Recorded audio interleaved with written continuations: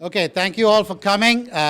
Tonight, the UT Austin chapter of the American Institute, I guess, of Aeronautics and Astronautics is hosting Richard Garriott, Man on a Mission.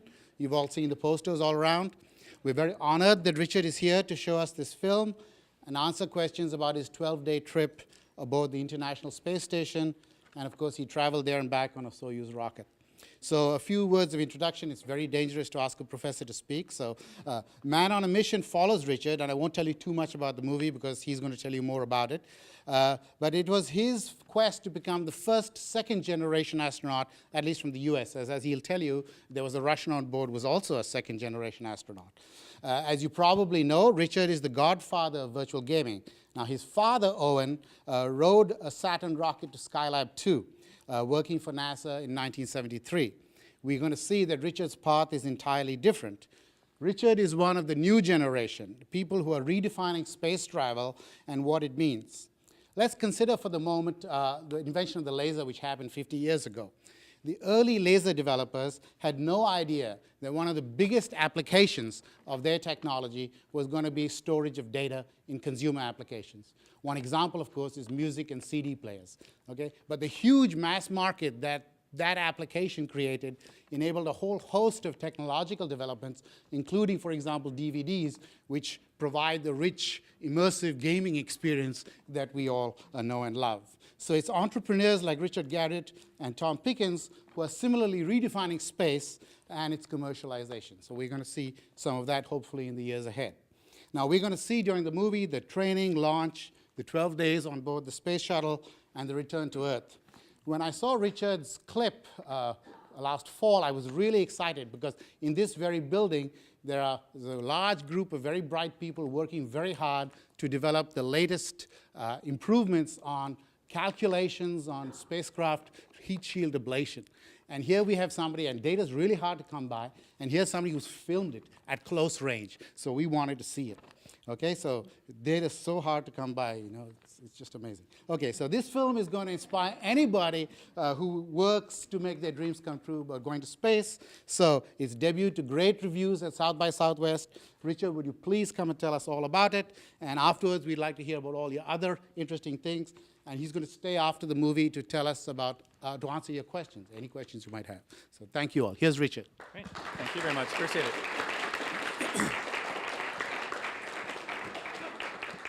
Thank you, thank you. It is truly a great pleasure to be with you. Before you see the film, I do have a couple of thoughts for you. One is that, of course, I'm a longtime Austinite here. I'm also a UT alum. I guess alum might be a bit of an incorrect statement. If you drop out, are you still an alum? Okay, so I'm an alum in that case. If you've gone over UT. Okay, all right. So I'm thrilled to be back here, you know, so to speak, you know, talking about it. It's interesting that, you know, when we started on the path, or when I started on the path of making the actual flight, originally I didn't have the idea of creating this documentary. That actually came about almost by accident when I was with Brady Dial over here, who's the producer of the film, and we were at a friend's wedding reception and chatting about this journey that I was just beginning. And Brady and some of his cohorts over at Beef and Pie Productions, you know, we sat around chatting and thought, you know, hey, if this is if you pull this off and you end up really achieving becoming the first second-generation astronaut, you know, we ought to document that. And so these guys followed me around not only here in Austin, but at NASA, and spent a lot of time drinking vodka with me out in Moscow. And we had both a great time doing it, and I think you'll find it to be also a very interesting story that ended up really being, as much as anything, a good, I think, a great father and son story. It was a particular joy when we debuted it here in town just a few weeks ago that we had my father come in to watch it as well. But afterwards, you know, one of the things I've been doing since the flight is I travel and talk about space a lot. And I've also been invited to join something called the NASA Advisory Council. So it's funny that my father, after he retired from NASA, was on the NASA Advisory Council up until about 2 months ago when they reformed it and got rid of my dad and brought me on instead. So, and what's interesting about that is it's sort of a harbinger of the new era of NASA. And so after the film, I'd like to talk a little bit more about what I see as the upcoming future in space, and especially for you all here in the aerospace engineering department and UT engineering areas, I think you'll find this of particular interest, and then we'll do some Q&A after that. So how's that sound? Okay?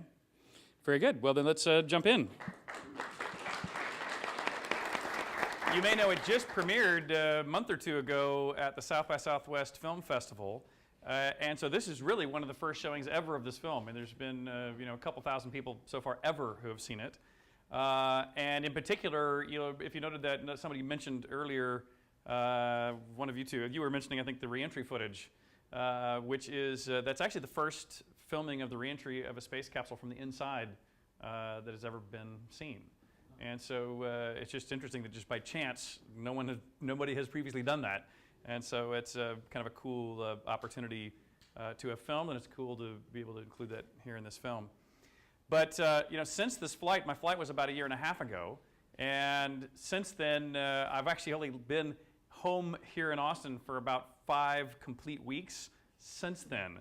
And pretty much all I've been doing since my flight is traveling and talking about my trip to space. But it's interesting to see how that's evolved, because for the first 6 months to a year, it was largely the glorified version of this is what I did on my summer vacation kind of discussion. But over time, it's evolved into now really talking more and more about the future of human spaceflight, and that's been punctuated especially because of some recent events. One is kind of a humorous to note that my father, after he retired as an astronaut, was on something called the NASA Advisory Council, where he remained for a few decades until the new NASA administration decided to reformulate that NASA Advisory Council. So they basically let my dad go, and during the new formation of it, they brought me into it. So it's just kind of funny that they kicked out the old guys and brought in the slightly younger guys. But what's interesting about that is that that reformulation of not just the NASA Advisory Council, but that's actually happening all throughout the aerospace industry.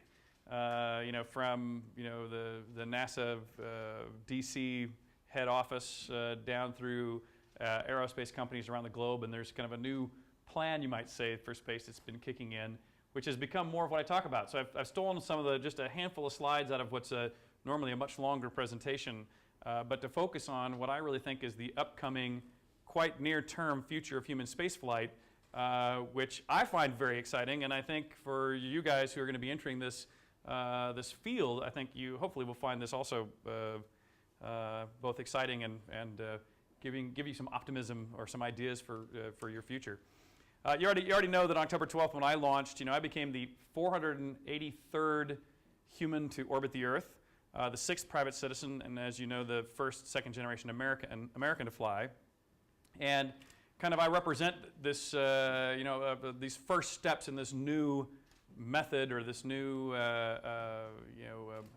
attitude or this new organization for the future of spaceflight. If you analyze spaceflight today, up through today, it's been, if you want to travel to space, it's quite expensive, it's actually fairly dangerous, and therefore kind of those two things combine to make it be very rare. But this is the calculus that is changing so foundationally right now, and is really going to change dramatically the future of space. If you go back 50 years, Sputnik was launched in October 4th, 1957, and within 12 years of that, we landed somebody on the moon. And in those just 12 years, a huge amount of invention, we'll call it, was done in the field of aerospace.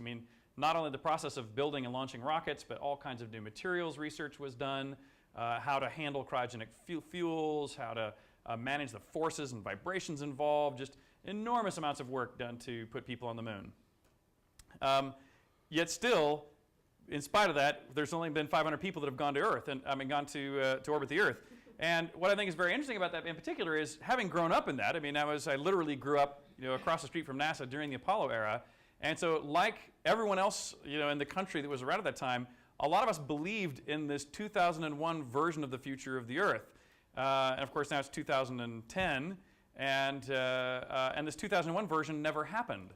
And there's a documentary out, another documentary called Orphans of Apollo, which I like their term, that phrase, Orphans of Apollo. For those of us who grew up in the Apollo era, were inspired by Apollo to get into science, technology, engineering, and math, all expected the 2001 version of the future to come true, and guess what? It never did.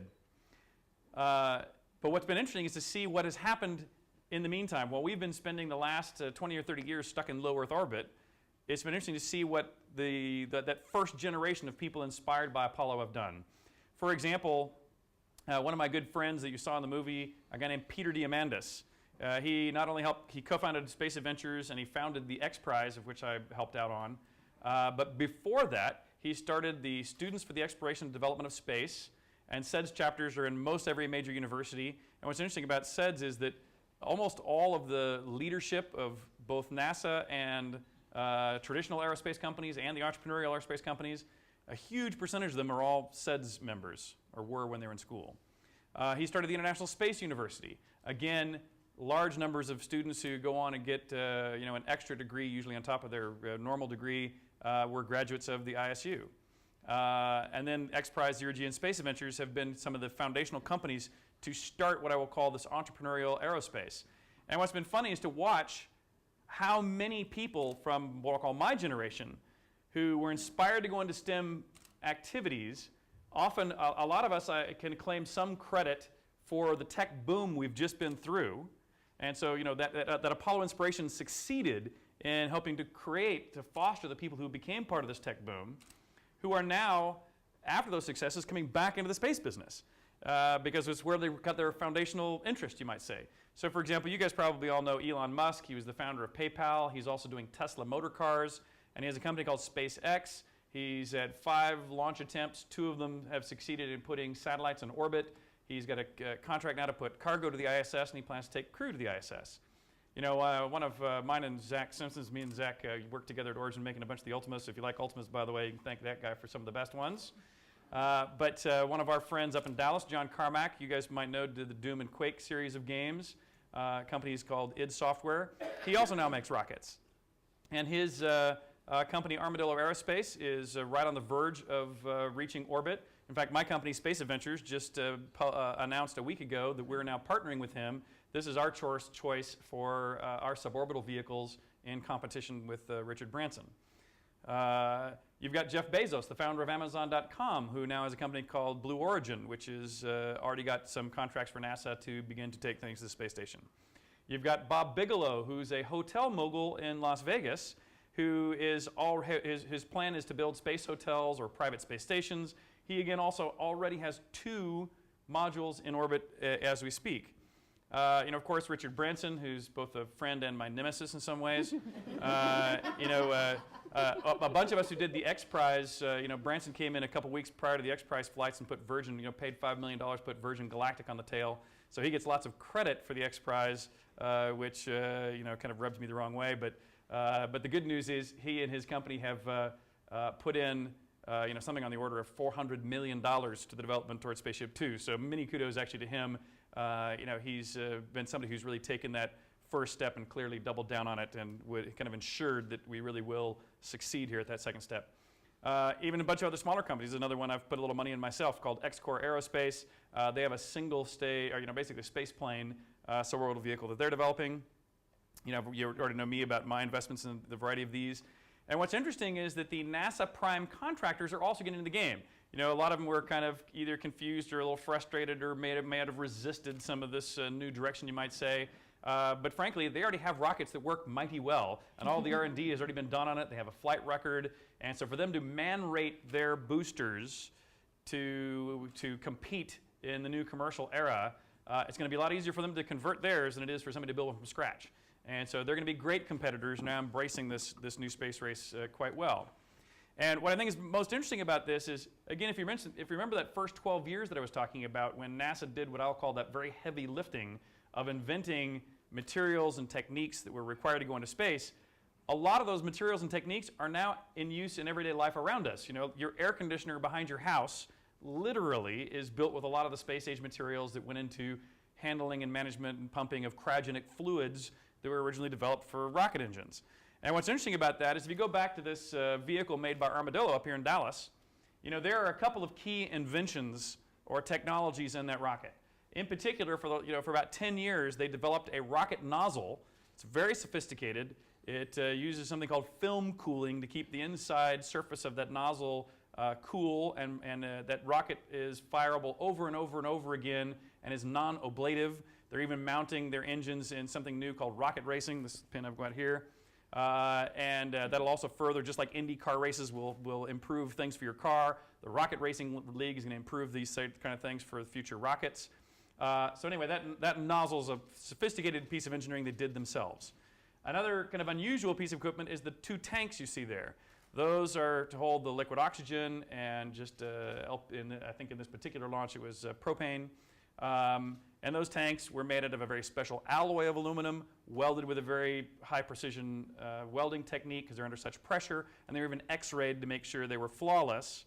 So those are a second special part. But every other part you see on that rocket, you can, and they generally did, buy on the internet. And for example, on top is the computer. There's accelerometers, a GPS card, a standard internet capability, standard communication capabilities, all the cryogenic pumps, valves, stepper motors, all the aluminum struts, everything else you just buy on the internet. And the point of that is that every school in the world that can enter, for example, FIRST robotics competitions, which is pretty much every school in the country, is capable now of building a rocket to go into space. And so the days of thinking that it requires a government to put people into low Earth orbit is actually long now past. We just didn't realize how past it was until the X Prize started encouraging people to go build these. In fact, one of my favorite competitors for what's called the Lunar Lander Challenge was a literally father and son team that built one in their garage, literally, and they just won $250,000 by completing the level 1. They were the 3rd team to beat the level 1 of the challenge of vertical takeoff, vertical landing. And Armadillo and one other, Maston, have now gone to level 2. That was $1 million, and they're now proceeding further and further along. So the pace is going really quick. But on February 1st, the pace changed for good, so to speak, and radically. That was when President Obama and NASA Administrator Charlie Bolden came out and announced the new plan for NASA was to not continue the previous plan called Constellation, which was the target of going back to the moon as the next step, and instead canceled that and took on a less clearly defined future role that has had a lot of political firestorms going on around about it, including a debate between Neil Armstrong and Buzz Aldrin, the 2 first people to land on the moon. It's funny because when my dad knows I have a strong opinion on this subject, and my dad's advice was, keep your mouth shut, Richard. But he knew better. He knew I wouldn't, just because it's something I'm also passionate about, and I happen to agree with Buzz on this one. Because here's where we were. So the Constellation plan was approximately a 30-year plan that included the Ares 1 light to launch the Orion crew exploration vehicle, and an Ares 5 Heavy to put up a lunar lander. Those would dock in space. They'd go over to the moon. The Altair lander would land on the moon, would launch back off the moon, and then the crew would come back to the Earth in the Orion capsule. That 30-year development plan cost about $25 billion every 5 years. And that's basically all of NASA's budget. Which means that if you pursue this, first of all, you have to presume that we're going to have the political will to stay the course for 30 years. That's if it goes on budget and on schedule, which I think is unlikely. And more importantly, it means you don't have any money to do anything else. You can't keep the space station afloat, which, by the way, we're just finishing, and it's also expiring in the same pair of years. So we've spent 20 or 30 years and $100 billion building it. So far, done no research with it. And if we pursue this, you're going to splash it. And so they basically said, look, we're going to stop Constellation. We're going to turn that $25 billion into doing science and research on the International Space Station, which we're going to keep in orbit. And we're going to actually spend an additional $6 billion per 5 years in the NASA budget to instead start supporting the commercial development of spaceflight and using commercial methods to have greater access to space at a lower cost, and also democratize access so that private companies and entrepreneurs can actually buy the same rocket as NASA will buy, just like they already do for satellite launches. When NASA wants to send a rover to Mars, they don't build their own booster. They go commercially buy a booster, just like your television company launches on a retail booster, a commercial booster they could buy. NASA's going to do the same thing with human spaceflight. And so here's why this is going to so profoundly changing. You know, I mentioned it took us 20 years and $100 billion to put the space station up. It costs us $2 billion a year just to keep it in orbit, and about $300 million per astronaut to put somebody up on there. And you know, I don't know about you guys, but when I try to build a business around that calculus, it's mighty hard. However, I believe that the next couple of generations of space vehicles are going to drop that price by 10 to 100 times. And I'd like to show you how and what I think the impact of it is. For example, if you look at every other form of transportation, planes, boats, cars, and trains, they all cost about 3 times the fuel cost to operate. That's, you know, other than the fuel cost, you have to pay for insurance and maintenance, et cetera, on the frame of whatever where you're operating. But you don't crush the car every time you fill it up with gas. I mean, if you did, driving around wouldn't be very cost effective. And right now, pretty much every rocket we use, even the supposedly reusable ones, you tear them apart and rebuild them. They cost 100 times or more the energy cost to operate. So just by doing entrepreneurial efficiency and improving reusability, and instead of going from hundreds of millions per astronaut to fly into space, it will get down to almost every one of those people you already showed you, the commercial primes versus the entrepreneurs. Most everybody believes they'll get the cost in a generation or two of rockets down to ones of millions of dollars to go into space. And what's interesting about that is, on my own flight, I earned ones of millions of dollars. I was trying to earn tens of millions of dollars to pay for my flight. But the point is, when the price gets down to the ones of millions, you don't have to have $1 million in your pocket to fly to space. You just have to have a good idea entrepreneurially to do in space, and you can pay your own way into going into space with just by turning a wrench, so to speak. And for example, this protein crystal growth experiment that I was doing, that was to determine protein structures, which help you saves somewhere on the order of 1 to 10 years off the development of medications, saves 1 to tens of millions of dollars off the development, therefore, of those medications. And therefore, since there's basically an infinite number of diseases in the world, each of which use unique protein, it's a gigantic market, I believe, that can be serviced by this technology, but importantly requires this cost reduction to truly become profitable. Apparently, you guys already talked with Tom Pickens there about Astrotech. By the way, Astrotech was SpaceHab, which I was one of the initial investors in SpaceHab. And they're doing vaccine development. I guess you've heard more in detail about that from Tom previously. But he clearly, obviously, believes in the same future that I do, that these commercial activities are really what's going to take it there. So here's sort of my rapid-fire vision of our future and why I believe you guys are perfectly timed to get out of school and be the leaders of this new wave. I think literally within 3 to 5 years is going to be the barnstorming era of suborbital. I don't know about you guys, but this is actually a slightly older drawing. The Armadillo vehicle looks a little different than that these days. But I plan not only on riding this vehicle, but I plan on riding up in a spacesuit and jumping out and skydive back from space like in the latest Star Trek movie. You've got Elon Musk's Dragon, which will be taking crew up there. There's a group in England working on this vehicle called Skylon, which is going to be a single stage to orbit space plane. If you go talk to a lot of people and what I'll call their competitors, a lot of them are skeptical they'll pull it off. But the point is, if they pull this off, it is a complete game changer about low Earth orbit. I mean, this should really get the cost of taking about 10 tons to low Earth orbit down to a completely reusable vehicle that takes off and lands on a runway. It should be dramatically less expensive. Bigelow plans to put a bunch of his containers up and have fully, not only private stations that governments use, but also literally space hotels. But I think it'll be, 10-ish years before he pulls that off. I think the next things are going to be back on the moon are actually going to be private. It's going to be things like the Google Lunar X Prize are going to take first rovers to the moon, and then in my mind, lots of other equipment to the moon that can begin to build habitats for people to come after robots have done the first work.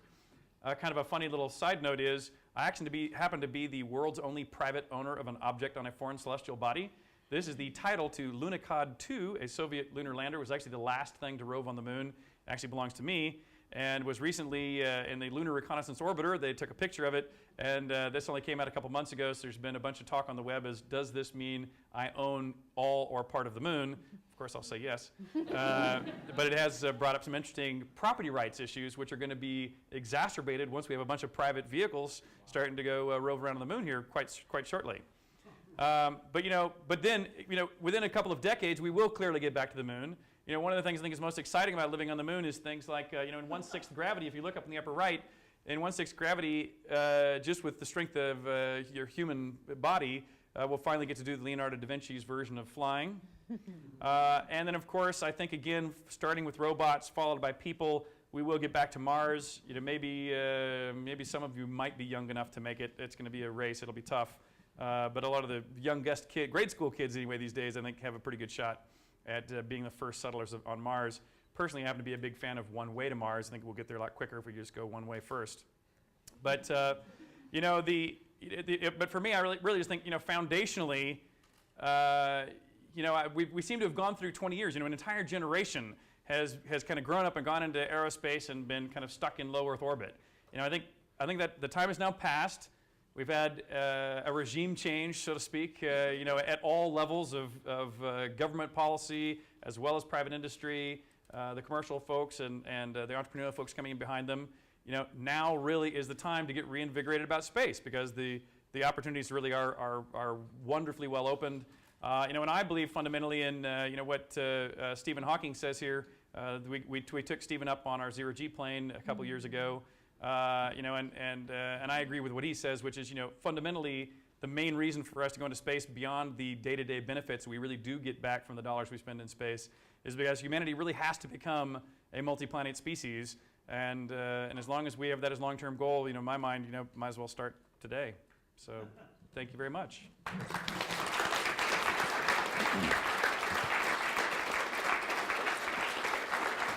So Richard is willing to take some of your questions, and I'm just going to, if you'll hold up your hand, I'll run over there with the microphone.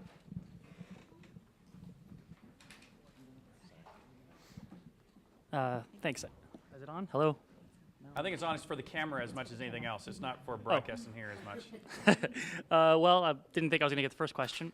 First of all, congratulations on your amazing journey. That is really special. I don't know that too many people will get to do that anytime soon, but maybe in the next decades to come, that'll be more of a reality. What I did want to ask you, to use the word space tourist, I don't mean it in an insulting fashion, but I know you heard it a lot probably through your process.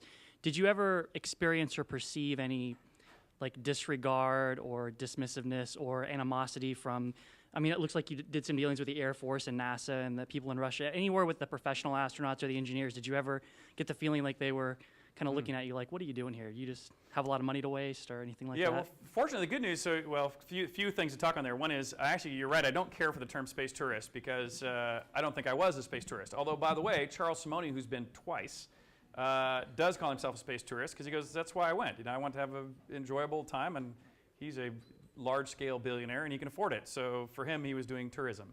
For me, I've been pursuing this for decades as a mission to open up space. And while I was there, like I do with Antarctica or hydrothermal vents, as I've been trained by my father well to go do science and look for commercial opportunities. So that really was kind of what I felt I was doing. That being said, it's interesting you mentioned what I'll call the politics or potential politics of having private citizens fly alongside government astronauts. In my case, I got nothing but support.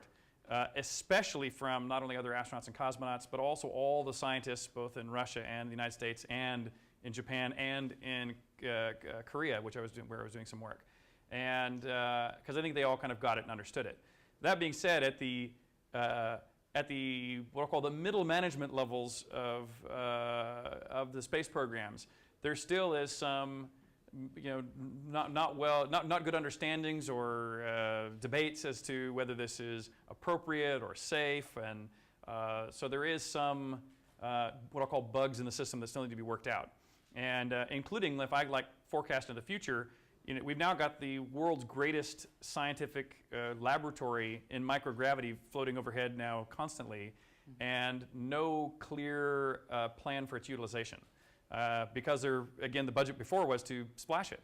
And so there has been no one really focusing on what to do with it, even as it was coming to completion of being built. And one of the things I think is really exciting about the future is that now we have a budget to go do it. But one of the problems they have is organizationally how to set that up and then how to make it available to everybody. And I have some thoughts on that, but they'll take too long to explain, I think. If I may, I have a lighter question also. This kind of goes back to your moment in Kazakhstan on the launch pad. So when I was a kid, I'd ride a big roller coaster and I'd be climbing up to the top of it. when I was about 8 years old, and I would get to the top and I'd be like, oh my God, get me off of this thing. And I'm just wondering, as an adult sitting on top of the rocket in Kazakhstan, if that moment crossed your head, we were like, okay, this was a mistake, I've got to get off of this thing right now. It's really funny that, so first, the short answer is no, there was no such time. The only time that I would ever describe as even remotely scary or having any kind of apprehension at all was not during launch or reentry. It was actually the first day that we rehearsed getting in to the actual launch vehicle in our spacesuits when it was fully packed, powered down, and frozen. And then when you squeeze into that thing, it is an incredibly dark, cold, claustrophobic experience. And so the first time you did that, you get into it, and one of the things that was going through your head is not only do I not want to bump my seatbelts or things out of the way because you'll have a dickens of a time trying to get them back, but you also go, if there was an emergency and you had to get out of here in a hurry, you're not. And so it's just one of these things where you go, okay, well, hope there's no emergency because you're just not getting out in a hurry. But the other funny thing I was going to say about launch is that in all the simulator runs, you go through all the setting up of the Soyuz for launch. And one of my jobs, my first and favorite job, is I actually turn the whole thing on, which is a good, fun job. But there's a number of other things that I do and we all do to prepare it. And then there's about a 45-minute period of time where we're finished setting it up, but you have to wait for launch. Well, in all the simulator runs we did, you just skip that 45 minutes, if you know what I mean. You just literally skip ahead on the program. Well, the first time ever we didn't skip ahead was the day of launch. So the day of launch, you're going, da-da-da-da-da-da-da-da, okay, we're ready. We're going, oh, man, we got 45 minutes. So you're sitting here literally, twiddling your thumbs. You're all talking about how cool it is and excited you are about going up today.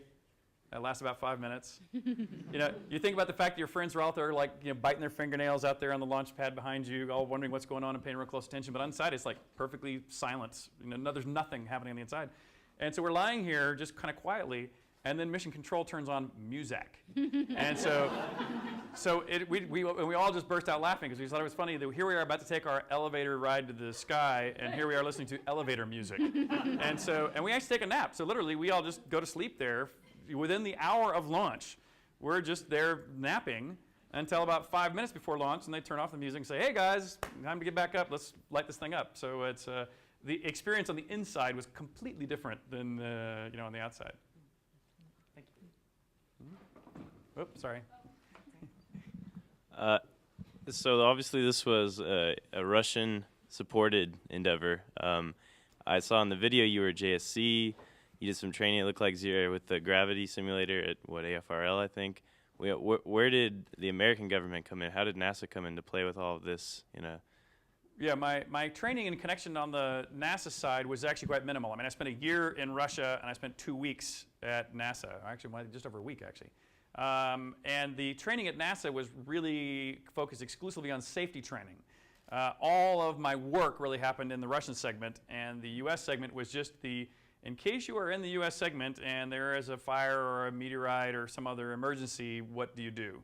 And so it was just to make sure I understood how to turn on and off all the radios and communication systems, close hatches, power things down, all the things required for safety. Knew where all the fire extinguishers were up and down through it. So that was mostly safety training on the US side.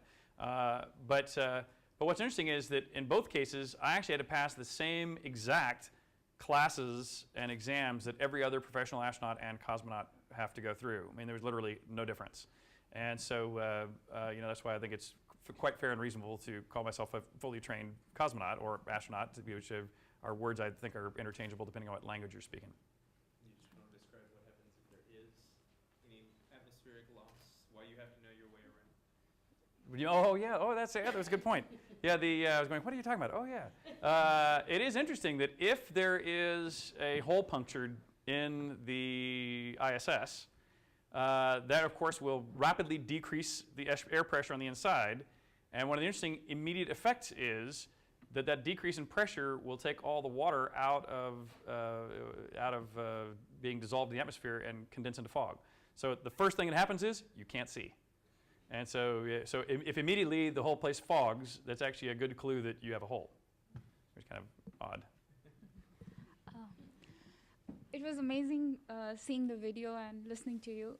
My question is, I have two questions. One, the first question is, when you did the first time docking into the International Space Station, did you get to practice that on ground in terms of video games or something? Oh, yeah, so like they have that same similar stuff in NASA in Houston, I guess. Like, Well, what's interesting about the docking on the Soyuz, for the first question, is that the Russians, in many ways, are more sophisticated than we are.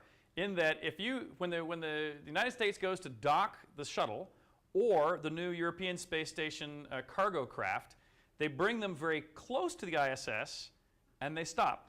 And then they use the robotic arm to grab the space shuttle and pull it into docking, and they do it by eye. The way the Russians dock with the Soyuz and the Progress is it's all automatic. And so we all did go through the training of what happens if the automatic systems fail. So we could do a manual docking, but we actually just program it and tell it to go, and off it goes. What's interesting, though, about docking, and until we had rehearsed docking, I hadn't really mentally noticed this, and you guys probably have figured this out long ago, but for me this was a revelation, or at least I just never crossed my mind previously.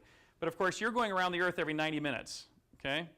And so if you are, let's say, 50 meters, quote, below, closer to the Earth than the ISS on this side of the Earth, and you wait 45 minutes to where you're on the other side of the Earth, and if you do nothing, you will have passed through each other because you're both in a circular orbit around, or elliptical orbit around the center of the Earth.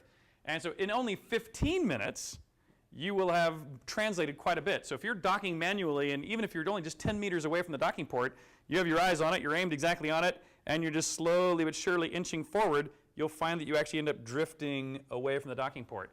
And so a manual docking is actually surprisingly difficult because of that orbital speed. And that was always Yuri who was on the controls in that case. So neither me nor Mike really got to be on the joystick, so to speak, for those maneuvers.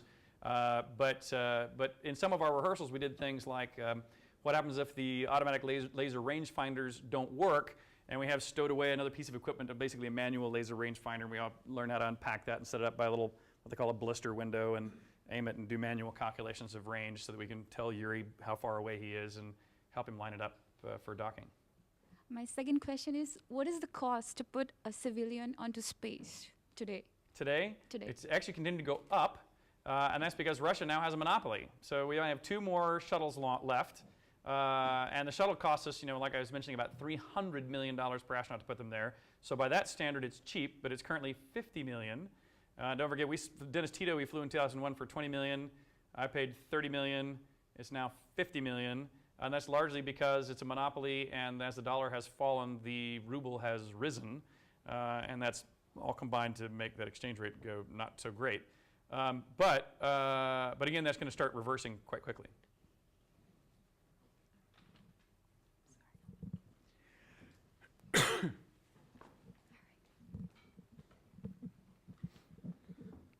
You spoke earlier about how you see the future of space travel as something that's profitable, and a good example that you gave was the space research, like growing protein crystals. Mm-hmm. Other than that, and maybe looking a little bit farther, once we have some more technology, like possibly reaction engine Skylon lifter, what other profitable industry that you see we could get from low Earth orbit space or even slightly beyond? Yeah, so I think, so from a business in space, here's kind of how I think it's going to stage out. I'm actually quite confident in what I'll call the broad category of biological research. I think that's actually the low-hanging fruit for the first decade or 2 of business in microgravity in low Earth orbit. I think biology is the best. Back in my dad's era in Skylab, they were also looking at things like material sciences and fluid dynamics and crystallization of like silicon wafers and things of this nature. But I think materials processing space is still too expensive to get up and down to make that much of a great assistance. And so the biology, I think, is going to be the best first round. I'm also a big proponent of space-based solar power, but in a very different way than is currently being done. I actually think that the $30 billion Japanese plan to put up a city-scale power array is going to be so hard to do that it's going to take so long to do that, again, like I think that a constellation plan of 30 years is going to be hard to have the political will to sustain, I think a giant mega solar power station is also going to be difficult to pull off commercially. Instead, the way that I support is one where you see what you can do on one launch. And that won't be enough to power a city, but it means you can beam it to anywhere you want in the city on the surface of the Earth. And so, for example, a forward military base one of the most dangerous jobs is driving all the fuel back and forth to a forward military base. So they already pay, compared to the few dollars a gallon we pay, they pay hundreds of dollars a gallon effectively for their energy. And so if you could beam that from a single satellite in orbit, I think that would be worthwhile. And then you start having space-based solar power, and you can expand it and decrease the price over time. That's two.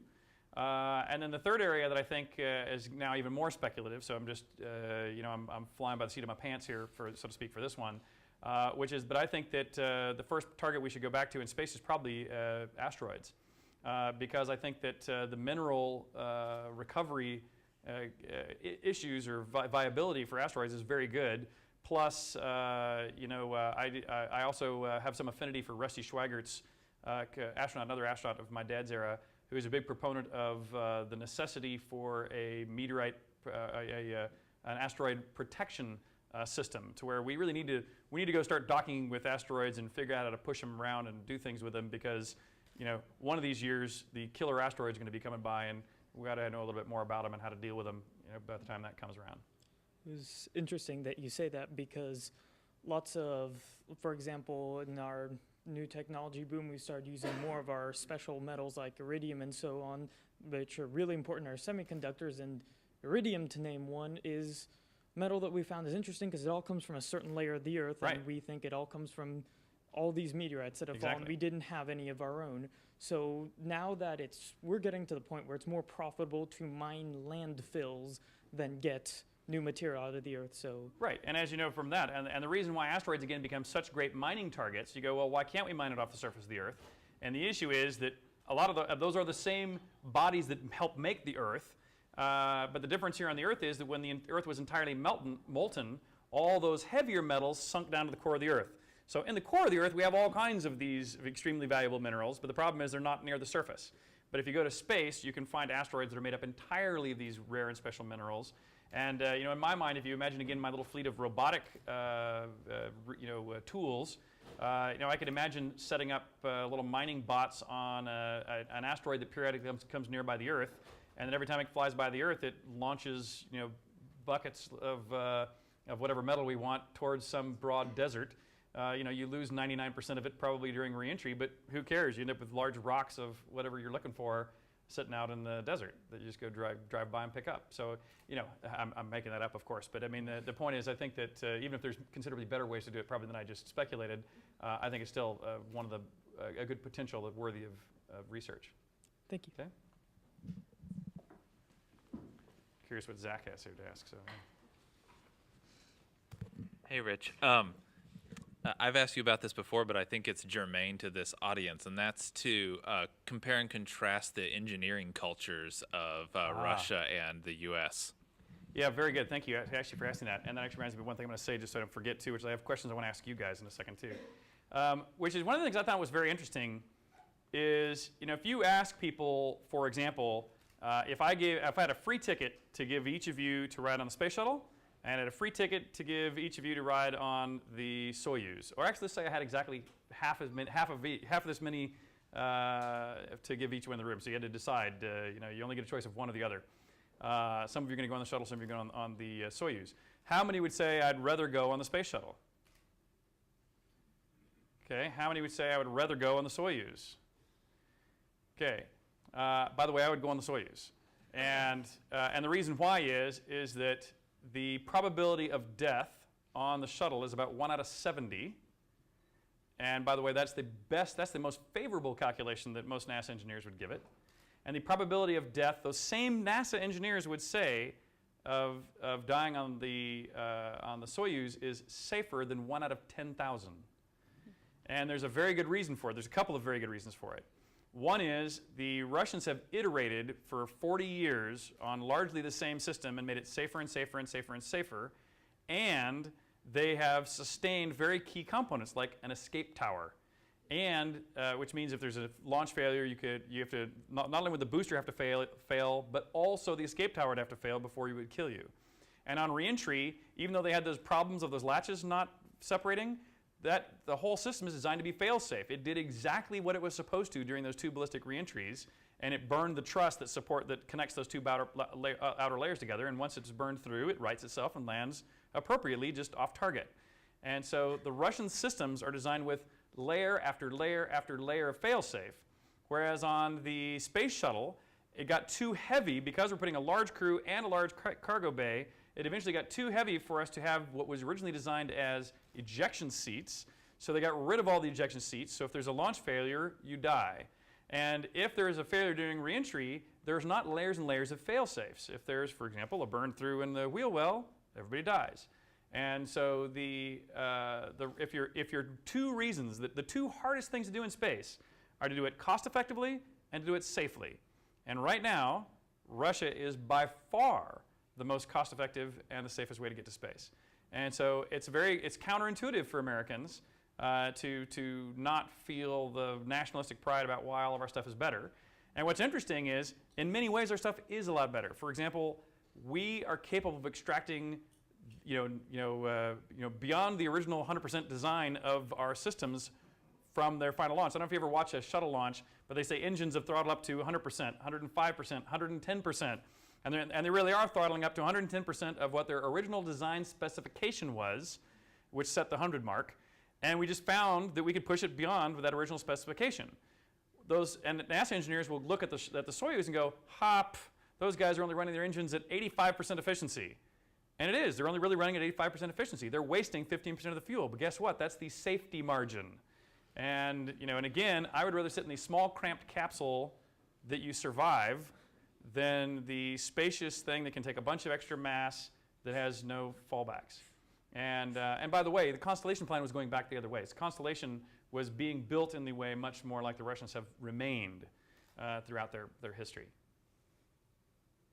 And oh yeah, questions. So so one of the things I did when I was in space is I did a bunch of educational experiments for kids that proposed questions, and I actually thought that the questions kids posed were phenomenally good.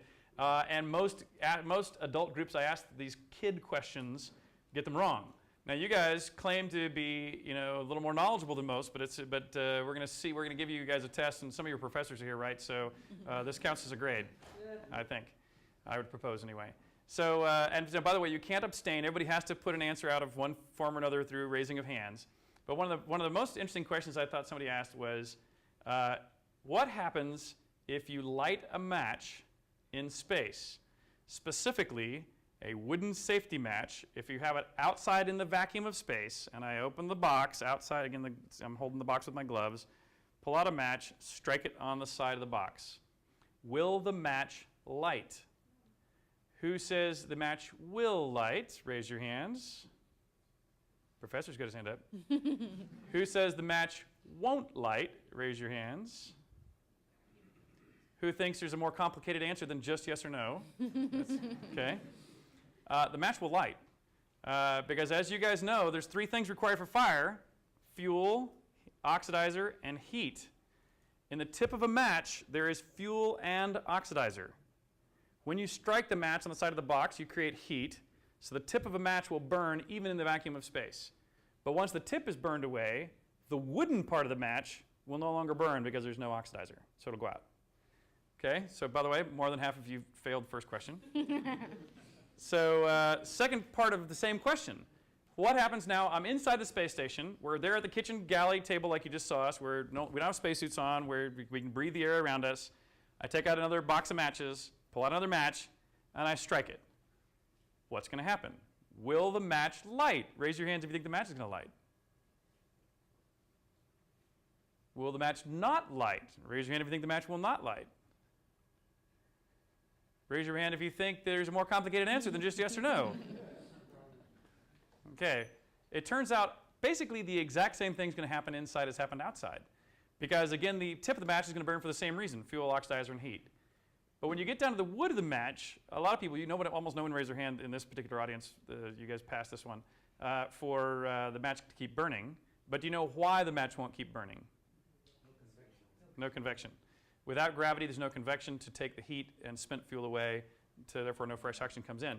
Which is also why when the fire alarm goes off on the space station, the very first thing that happens is it turns off all the fans. Because as a general rule, that puts out all fires. And so it turns out putting out a fire is that easy. Just turn off the fans and it usually works. Let's see, one more question for you guys, which is, can you burp in space? And because a kid asked me this, he says, if you stand on your head, burping is when the fluids have gone to the bottom of your stomach, gases have come to the top, so you can burp the gases off the top of your stomach. So if you're standing on your head, it might be considerably more difficult to burp. And so they asked me before I went up, they said, can you burp in space? I went, I don't know, but I'll find out. So who believes that you can burp in space without burping up fluids? How many people think you cannot burp in space without burping up fluids? And how many think there's a third answer that is a little more complicated? Okay.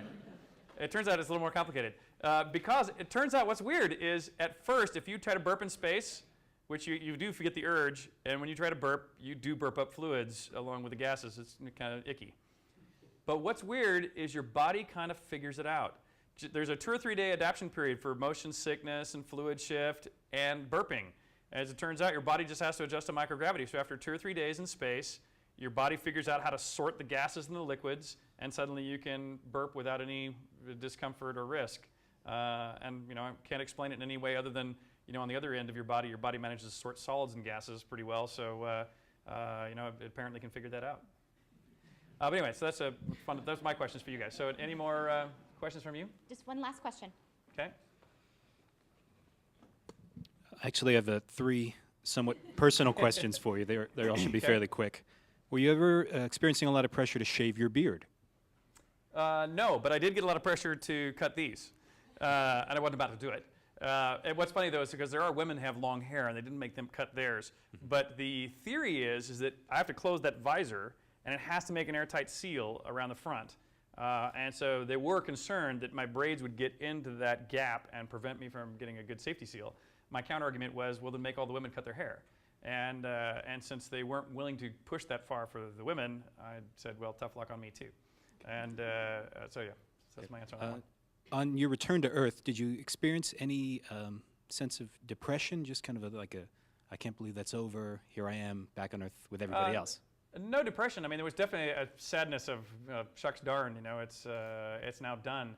But frankly, the fact that this entire year I've just spent traveling and talking about this is basically allows me to relive it, if you know what I mean. So I've managed to stretch out my $1 million an hour, period of spending into at least a year and a half now. So it still feels pretty good. And now I plan to go back. So I already think I mentioned my space diving that I'm sure I'll get a chance to do. And even though I can't afford another $50 million flight to space, I'm a believer that the price will get down below what I'm confident I can earn to go back to orbit also. So I'm sure I'll go back. Okay. And finally, in learning Russian, have you kept up with it, and do you continue to study Russian? Я знаю русский язык очень много. Русский язык это очень трудный. Спасибо.